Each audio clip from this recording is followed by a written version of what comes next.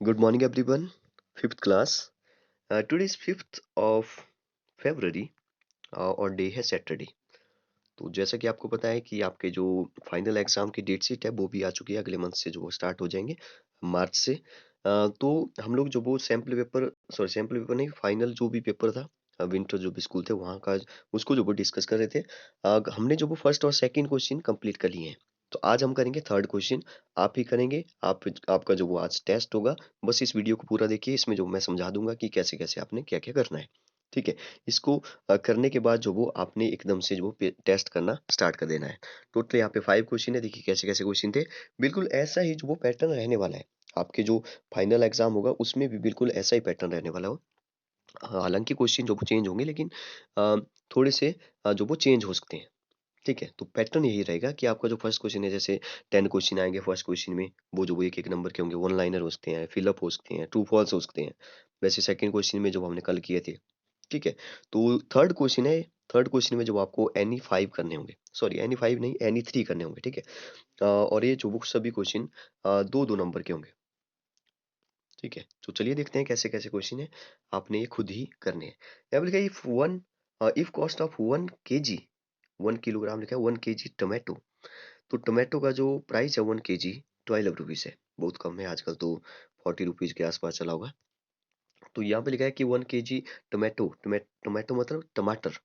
ठीक है। तो 12 रुपीज है। Then what is the cost of 2 kg। तो 2 kg का वो चाहे, इतना सिंपल क्वेश्चन।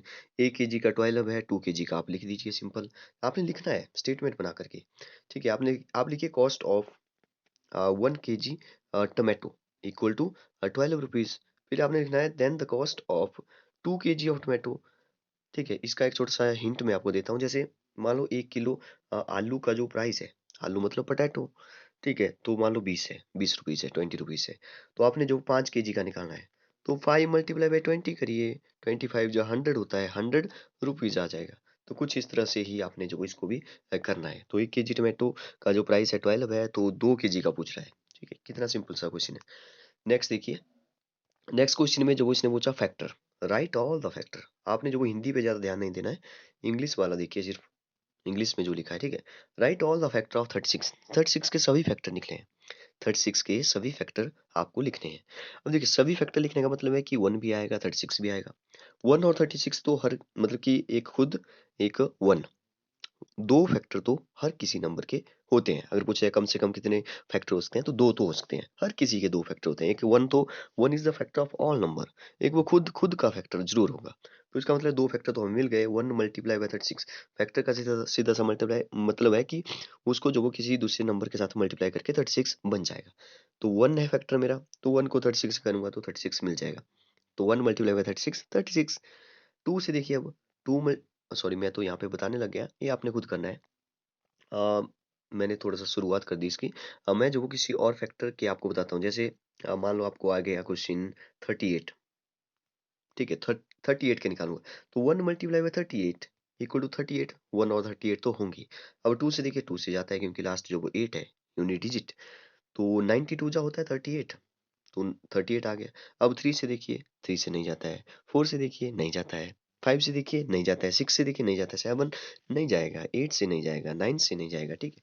तो ये नहीं जाएगा किसी से भी। ये 19 से ही जाएगा मेरे ख्याल से। तो यहाँ पे स्टॉप हो गया प्रोसेस। ठीक है।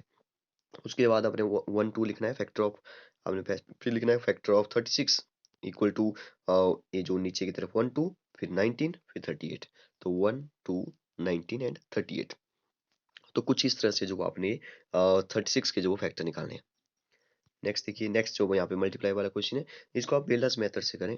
बेलर्स मेथड में जो वो आप ब्रैकेट में जो वो लिखते भी हैं, तो वैसे करें इसको। नेक्स्ट देखिए, नेक्स्ट है डिवाइड करना है आपने। ठीक है, कितना इजी क्वेश्चन है। 4 से डिवाइड करना है। एक ही डिजिट वाला नंबर है डिवाइजर, आपने खुद करना है। और कोशिएंट और रिमाइंडर जरूर लिखना है। यहाँ पे हालांकि चेक करने के लिए नहीं बोला है, लेकिन आप जो वो यहाँ पे देखिए कि चेक अगर हो जाता है, मतलब कि चेक आप कर सकते हो तो कर लीजिए। मल्टीप्लाई तो करते हैं लास्ट में। Q multiply by D, Q multiply by D plus R ही तो करना है। ये जो वो आपका डिवाइडेंड के इक्वल आना चाहिए, बस इतना सा काम करना है। इसमें तो अगर रिमाइंडर जीरो आ गया तो आपने दो नंबरों को ही मल्टीप्लाई करना है। क्वोशिएंट और डिवाइजर को जो वो आपस में मल्टीप्लाई करना है, आपका जो वो डिवाइडेंड के इक्वल आ जाएगा। नेक्स्ट एक और क्वेश्चन था। यस, यहाँ पे लिखा है एक दिन का तीसरा हिस्सा क्या होगा? पहले तो एक दिन का पता होना चाहिए। अच्छा sorry, how much is one third of a day? तो एक दिन में पहले होता क्या है? एक दिन में आपको पता है कि 24 आवर होते हैं। 24 आवर होते हैं। अभी बोला तीसरा हिस्सा, तीसरे हिस्से का मतलब है वन थर्ड। वन थर्ड का मतलब 1/3। 1/3 पूछ रहा है किसका? 24 आवर का। तो वन थर्ड ऑफ 24 आपने निकालना था यहाँ पे। फिर से बता दूं, वन थर्ड ऑफ मतलब मल्टीप्लाई 24। ठीक है, इतना मैंने लिख लिया। आप इसको, क्योंकि 24 लिख दिया, वरना एक दिन में जब कितने आवर? 24 आवर। तो ये जो वो आवर में निकलेगा आंसर, ध्यान दें। ठीक है, डेज मत लिख लें।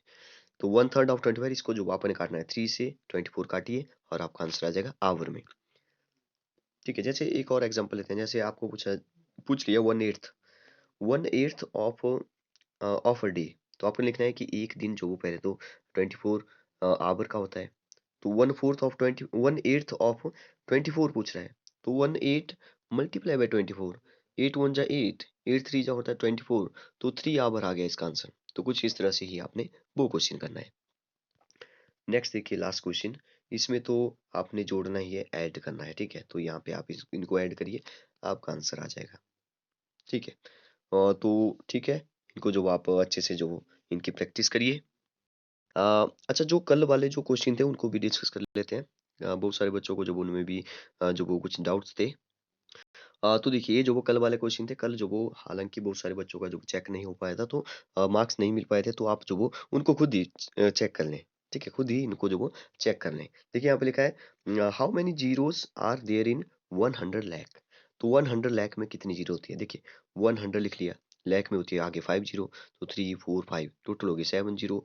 100 लाख को जो वो 1 करोड़ बोला जा सकता है, क्योंकि 1 करोड़ में 7 जीरो, तो इसमें भी 7 जीरो होती है। ध्यान दें, यहाँ पे 100 लाख लिखा है। लैक में तो 5 होती है, लेकिन इसने 100 भी लिखा है। 100 में दो और जुड़ गई, तो 7 इसका सही आंसर होना था। यहाँ पे जीरो पूछा है, तो 7 इज द आंसर। नेक्स्ट शब्दों में लिखना था, वर्ड में लिखना है इसको। तो 9,87,000, सॉरी 98 लाख होना था। ठीक है, 76,543 होना था यहाँ पे। ठीक है, आप जो वो, जैसे मैंने यहाँ पे लिखा है 98,76543। आपको जो पहले 3 डिजिट छोड़ने होते हैं, यहाँ पे लगेगा कॉमा, फिर जो 2 डिजिट के बाद ऐसे लगेगा। ये लैख ग्रुप है तो 98 लाख, ये जो थाउजेंड ग्रुप है तो 76,000, और ये जो वंस ग्रुप है 543। यहाँ पे लिखा था 14 प्लस डैश डैश, तो 14 तो यहाँ पे है। 34 नहीं है, 34 चिपका दो यहाँ पे। 20 नहीं है इस साइड, तो 20 चिपका दो यहाँ पे। बिल्कुल सिंपल था। नेक्स्ट देखिए, how many side of a square are there? Square की कितनी साइड होती है? स्क्वायर एक क्वाड्रिलेटर होता है, क्वाड्रिलेटर में 4 साइड होती है। 4 is the answer. Right 7,62,000। 7 lakh, 7 लिखा, लाख मतलब आगे जो वो 5 डिजिट होने वाले हैं। तो 62 लिख दिया, 62,000, वैसे भी थाउजेंड में जो वो 2 ही होंगे। 62,304, तो 304 लिखो, बन गया हमारा, नंबर में लिख लिया। नेक्स्ट 12:15 पर जो वो कौन सा एंगल बनेगा?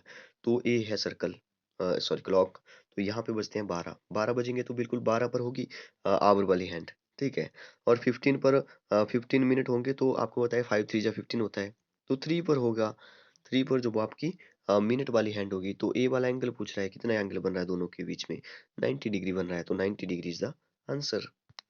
नेक्स्ट क्वेश्चन था, 7 के पहले फर्स्ट 5 मल्टीपल। तो फर्स्ट 5 मल्टीपल तो 7 होगा, फिर 14 होगा, फिर जो वो 21 होगा, 28 होगा, 7 5 जा 35 होता है। तो बस यही जो वो फर्स्ट 5 मल्टीपल आपने लिखने थे। 1 सेंटीमीटर में कितने मिलीमीटर होते हैं? ठीक है, 1 सेंटीमीटर में how many millimetre are there in 1 centimetre? आपको अगर हिंदी में समझना आए, सॉरी इंग्लिश में समझना है, तो आप हिंदी में चेक कर लीजिए। ठीक है, हाउ मेनी मिलीमीटर, आपको मैंने बता दिया था कि 1 किलोमीटर में जो वो 1000 मीटर होते हैं। और अगर ये 1 मीटर पूछा जाए तो सेंटीमीटर होंगे, फिर 100 सेंटीमीटर, 100 सेंटीमीटर होते हैं 1 मीटर में। लेकिन अगर 1 सेंटीमीटर पूछा जाए तो फिर 10 मिलीमीटर रहते हैं। ऐसे सीक्वेंस में याद रखिए, पहले 1000, फिर 100, फिर 10। पहले किलोमीटर, फिर मीटर, फिर सेंटीमीटर। 1 किलोमीटर में 1000, 1 मीटर में 100 सेंटीमीटर, और 1 सेंटीमीटर में 10 मिलीमीटर। तो सेंटीमीटर पूछ रहा है, 1 सेंटीमीटर में पूछ रहा है मिलीमीटर, तो 10 यहाँ पे हो जाना था, 10 मिलीमीटर होना था। तो आप 10 ही ना लिखें, MMP लिखें, MM मीन्स मिलीमीटर। नेक्स्ट है, यहाँ पे इसको आपने इसके साथ माइनस करना था, तो 1.82 माइनस 1.52। ठीक है, हालांकि बहुत सारे बच्चों का जो वो ठीक है, बिल्कुल ठीक, सभी क्वेश्चन जो वो उन्होंने ठीक किए हैं, लेकिन मैं जो वो चेक नहीं कर पाया, इसलिए जो वो आप इनको जो वो खुद ही ठीक करने, जिन्होंने कोई गड़बड़ की है वो जो वो खुद ही उनको ठीक करने। 2 से 2 कैंसिल, 0 आ जाएगा। 5 से सॉरी 8 से 5 माइनस हुआ तो 3 आ जाएगा। डेसिमल के नीचे डेसिमल 1 1 0 हो गया, 0.30, क्योंकि ये मीटर लिखा है तो एम एम लिख लें साथ में मीटर, तो ऐसे करना था 0.30। एरिया ऑफ रेक्टेंगल पूछा था, लेंथ मल्टीप्लाई बाय ब्रेड्थ होता है। अगर आपको पेरीमीटर पूछते हैं तो 2 multiply by length plus breadth होगा, तो ये बातें आपको पता होनी चाहिए। नेक्स्ट यहाँ पे 500 500, तो ये तो मैंने बता दिया था, 500 500 जो वो 1000 हो जाएगा। फिर आगे 500, तो यहाँ पे 500 लिख लिया। फिर यहाँ पे 90 प्लस 8 है तो 90 प्लस 8 लिख लिया। अब आपको पता है कैसे करना है। 1598, ठीक है, तो 1598 कुछ इस तरह से इसको जो वो कंप्रेस करना था। नेक्स्ट देखिए, 900 डिवाइडेड बाई 10, तो 900 लिखिए, डिवाइडेड बाई 10 नीचे लिखिए। ठीक है, 0 से 0 कैंसिल, ऊपर बचा सिर्फ 90, 90 अपॉन 1 बचा। 90 अपॉन 1 का मतलब सीधा सा 90 है। नेक्स्ट क्वेश्चन है, 1 किलोग्राम में जो वो कितने ग्राम होते हैं, how many grams in 1 kilogram. तो यहाँ तो ऑप्शन भी दिए थे, तो ऑप्शन कितने हैं, 1000 जो वो यहाँ पे हो जाएगा आंसर। ठीक है, 1000 इज द आंसर। 1 किलोग्राम में जो 1000 होते हैं, 1 किलोमीटर में 1000 मीटर होते हैं, 1 किलोग्राम में 1000 ग्राम होते हैं। यहाँ पूछा the right angle is of dash degree, 90 degree. कुछ क्वेश्चन तो ऐसे हैं कि आप जो वो बिना कुछ सोचे समझे जो वो जल्दी से आंसर कर लेंगे। कॉमन मल्टीपल ऑफ 2 एंड 7 14 हो जाएगा। एक डजन में कितनी आइटम होती है, 12 होती है। वर्ग का परिमाप क्या होता है, पेरीमीटर ऑफ स्क्वायर क्या होता है।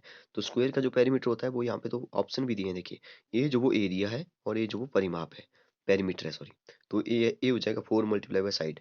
अगर यहाँ पे पेरीमीटर की जगह एरिया होता तो साइड मल्टीप्लाई बाय साइड हो जाता। ठीक है, अगर रेक्टेंगल का पूछते तो लेंथ मल्टीप्लाई बाय ब्रेड्थ, जो वो उसका एरिया होता है। तो ये सभी बातें आपको पता होनी चाहिए। ठीक है, तो आज के जो क्वेश्चन है उनको जो आप कंप्लीट करिए अच्छे से। आपका एक टेस्ट के जैसे जो वो आप उसको लीजिए। अगर कोई डाउट होगा तो आप जो वो मैसेज करिए, या तो आप लाइव क्लास में पूछ सकते हैं। Okay, best of luck, thank you and have a nice day.